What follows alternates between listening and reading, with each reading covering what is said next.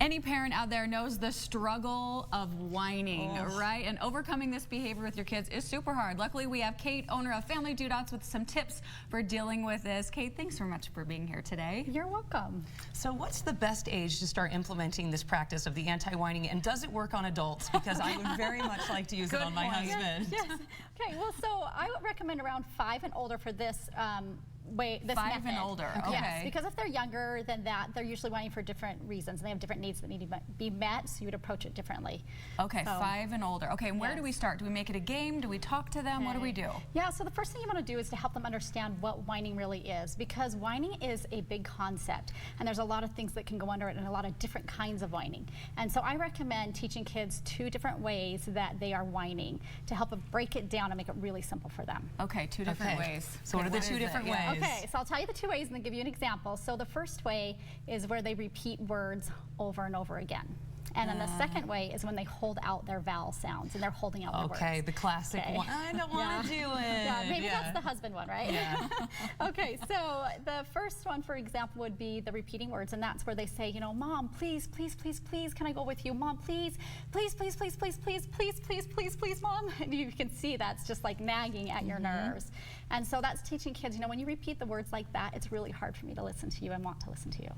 Okay. So that's the first one. Okay. Okay, and then the second one's when they hold out those sounds, and that is where they're more like saying things like, Mom, but why? Why? But why?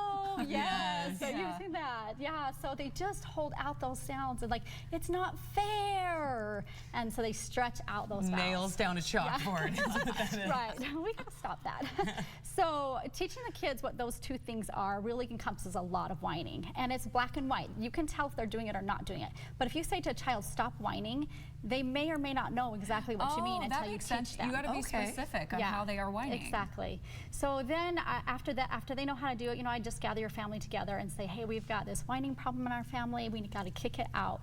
And so this is what it means, and this is the next step is to practice. And they need to role play this. If you want them to have good communication, they've got to practice it. So role play is important, and a lot of times people think role play is you only practice the good.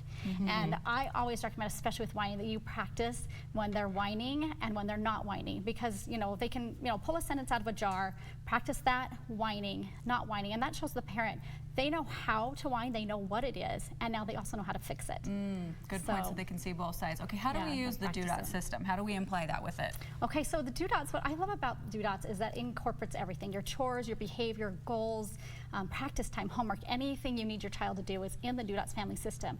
And so, say for example with whining, you would put that on the goal row, and you would work on, talking pleasantly, and then on the progress row right underneath goal, that is where you can track their progress with how they're doing and reward them. And as you start seeing them talk, suppose they start whining in a conversation, you can easily say, hey, I am happy to listen to you when you are not repeating your words, or when you are not holding out your words.